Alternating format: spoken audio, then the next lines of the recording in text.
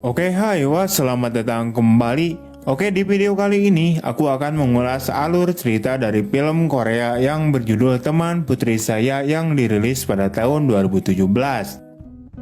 Film ini menceritakan tentang seorang pria tua pensiunan berstatus duda yang malah jatuh cinta kepada teman sekolah anaknya sendiri. Udah gitu aja. Oke lah, seperti apa cerita lengkapnya, wah? Hayu kita langsung aja berangkat ke ceritanya, wah. Film ini diawali dengan memperlihatkannya sebuah rumah di Korea dengan lingkungan yang sangat bersih, asri, adem, dan tiris nyelecap dugi ka ubun-ubun. Di mana di dalam rumah tersebut terdapat seorang pria paruh baya yang terlihat sedang membersihkan lantai di rumahnya. Pria tersebut bernama Pawon Gi. Ia sendiri merupakan pensiunan yang sudah tidak bekerja dan statusnya sebagai duda. Diceritakan bahwa istrinya si Pawon Gi ini sudah meninggal beberapa tahun yang lalu. Tak lama kemudian terdengar ada seseorang yang mengetuk pintu rumahnya. Ia kemudian membukakan pintunya dan ternyata yang datang adalah seorang wanita yang dimana ia adalah anaknya Pawoni satu-satunya. Wanita tersebut bernama Unji. Ia adalah seorang mahasiswi yang tengah belajar di salah satu universitas di kota Seoul. Wongi kemudian mengatakan pada anaknya itu, "Kenapa kau datang tiba-tiba kemari?" Unji kemudian menjelaskan bahwa saat ini ia sedang liburan sekolah dan ingin menghabiskan waktu liburannya di rumah ayahnya dengan ayahnya tercinta. Mendengar hal itu, Wongi pun terlihat sangat senang sebab sudah lama sekali dia tidak bertemu dengan anak satu-satunya itu. Singkatnya, mereka kemudian makan-makan bersama. Saat sedang makan, Unji mengatakan pada ayahnya bahwa ia ingin membawa teman perempuannya ke rumah ayahnya untuk menginap selama masa liburan sekolah mereka. Akan tetapi, Wongi menolaknya dan tidak mengizinkan kalau anaknya itu membawa orang asing untuk menginap di rumah tersebut. Sementara itu, Unji terus meyakinkan kepada ayahnya bahwa teman sekolahnya itu akan membantu membersihkan rumah ayahnya selama ia menginap, dan ia juga mengatakan bahwa ada kamar kosong di lantai atas. Pada akhirnya, Wongi menyerah dan mengizinkan anaknya untuk membuat temannya menginap di rumahnya. Singkatnya, Wongi kemudian membereskan dan membersihkan kamar kosong itu untuk ditempati teman anaknya yang akan datang di hari itu juga. Namun saat membereskan laci, tiba-tiba saja dia menemukan foto almarhum istrinya yang sangat dia sayangi. Tak lama kemudian, Unji memanggil ayahnya itu sebab temannya yang dia ceritakan itu sudah datang. Sementara itu, Unji sedang mempersilahkan temannya itu untuk masuk ke dalam rumah. Pawongi kemudian terkejut melihat teman anaknya itu. Diceritakan bahwa wajah teman anaknya itu sangat mirip dengan wajah almarhum istrinya. Gadis tersebut bernama Seyung. Ia pun memberikan salam kepada Pawongi, si pemilik rumah yang akan menampungnya untuk sementara waktu. Setelah itu, Pawongi masuk ke kamarnya dan melihat foto almarhum istrinya.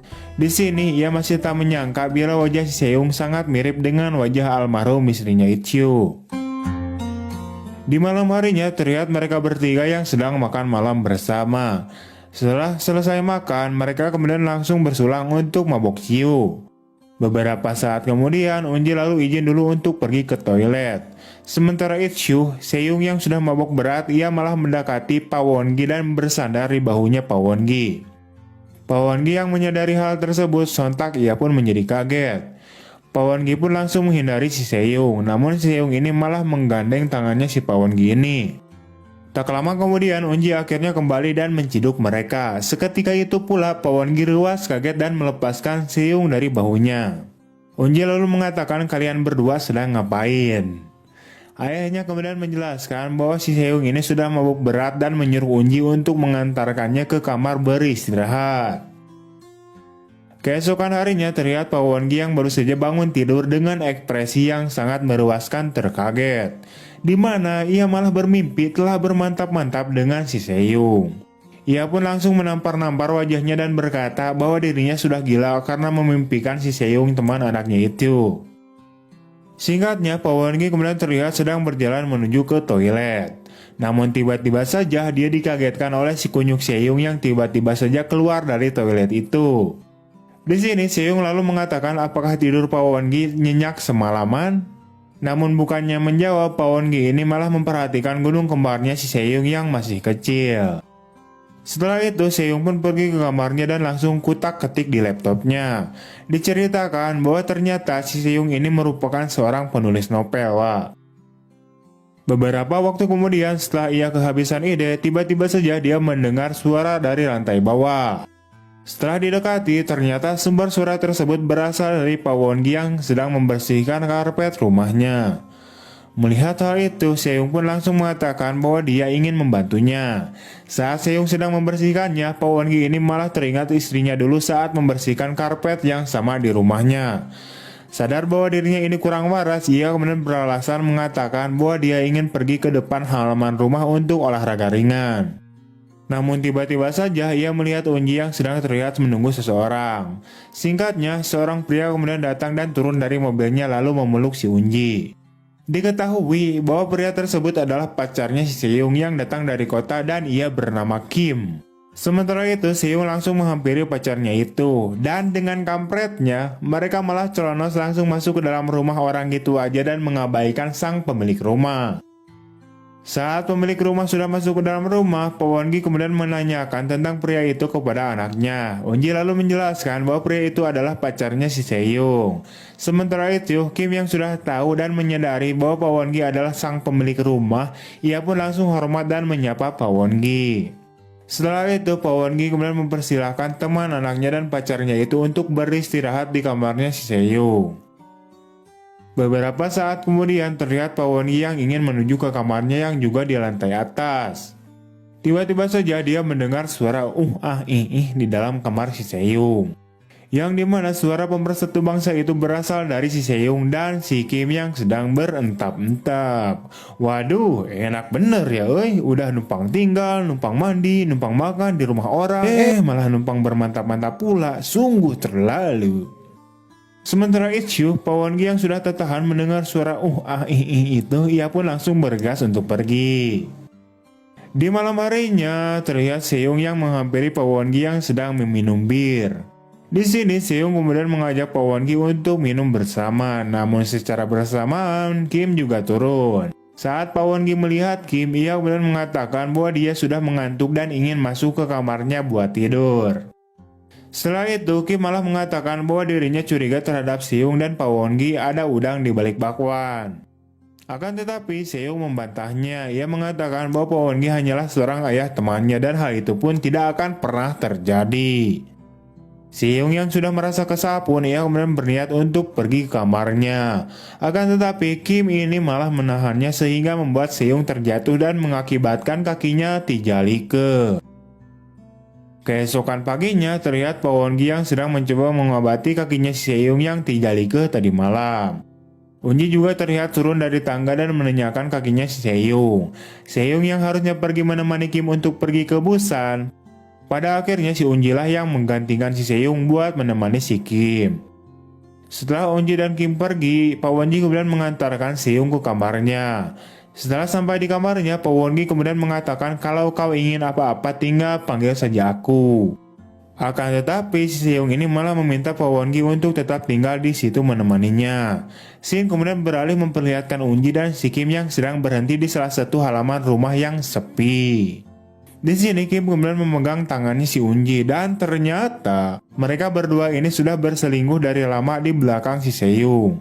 Sementara itu, Unji pun menampaknya kesal dengan si Kim ini sebab ia sering melihat si Kim dengan si Seung yang bermesraan di depannya. Akan tetapi Kim kemudian mengatakan dan ia juga meminta maaf kalau dia terpaksa menyampingkan perasaannya si Unji. Sebab mereka berdua ini malah menjalin hubungan secara diam-diam atau di belakang si Seung. Setelah itu Kim langsung aja nyosor si Unji dan pada akhirnya mereka pun berentap-entap di dalam mobil. Balik lagi ke rumah, terlihat Pak Won-gi yang sudah sedang digoda oleh si Seung. Atau pada akhirnya mah mereka bermantap-mantap juga wah. Singkat cerita, terlihat Kim yang sedang berpamitan untuk pulang ke Busan. Kim juga berterima kasih kepada Pak Won-gi, namun dapat diketahui ia berterima kasih karena sudah mencicipi lubang nikmat anaknya. Singkatnya, mereka pun kembali lagi bertiga sedang makan bersama. Tetapi di sini Unji sedikit menaruh rasa curiga terhadap Seung dengan ayahnya Ichyu. Unji pun mengatakan bahwa ia tidak nafsu makan untuk melanjutkan makannya. Secara diam-diam, Unji kemudian memberanikan diri untuk seselumputan masuk ke kamarnya si Seung. Setelah berada di dalam kamarnya si Seung, Unji kemudian membuka laptopnya si Seung ini. Pada akhirnya dia menemukan sebuah cerita yang ditulis oleh si Seung, di mana dalam tulisan itu menceritakan tentang seorang gadis yang suka kepada ayah temannya sendiri. Unji yang sudah mengetahui hal tersebut, ia pun kemudian turun kembali ke lantai bawah. Saat di bawah, ia pun kemudian kaget melihat si Seung yang sedang memijat ayahnya si Unji itu. Di sini Unji lalu mengatakan bahwa ia ingin pergi ke Seoul untuk menemui seseorang dan ia juga mengatakan agar mereka tidak menunggunya. Di malam harinya terlihat Unji yang sudah pulang kembali, namun di sini ia malah titilik-tikan susulumputan untuk menolong si Seung dan si Pawongi ayahnya itu. Diketahui bahwa ternyata ia pergi ke kota itu hanyalah sebuah alasan belaka, sebab ia ingin menyelidiki apa yang telah mereka lakukan saat ia tidak berada di rumah. Saat ia membuka pintu kamar ayahnya, akhirnya Unji mengetahui dan menciduk ayahnya yang sedang bermantap-mantap dengan si Seung. Di sini Unji kemudian marah-marah kepada ayahnya karena dulu saat ibunya meninggal, ayahnya pernah berjanji akan setia kepadanya walaupun beliau telah wafat. Selain itu, Unji juga menarik rambutnya si Seung karena telah menggoda ayahnya si Unji itu. Sementara itu, Seung berontak karena ia merasa dirinya telah dikhianati oleh si Unji sahabatnya sendiri. Karena ternyata si Seung telah mengetahui perselingkuhan si Unji dengan si Kim di belakangnya. Seung kemudian mencekik lehernya si Unji. Melihat hal itu, Pawongi kemudian memukul kepalanya si Seung dengan sebuah pot bunga, sehingga mengakibatkan si Seung ini mengalami pendarahan dan diduga dia meninggal dunia. Setelah itu, film pun kemudian flashback ke masa lalu, memperlihatkan Unji dan Seung yang sedang berada di suatu tempat. Di sini Unji mengatakan bahwa ia sangat senang mempunyai sahabat seperti si Seung yang sangat mirip dengan wajah ibunya. Unji juga mengajak Seung ini untuk berjanji kalau mereka akan selalu bersahabat untuk selama-lama-lamanya. Setelah itu, kemudian film pun tamat. Oke, wah itu dia untuk alur cerita film kali ini. Kurang lebihnya mohon maaf. See you next time and bye.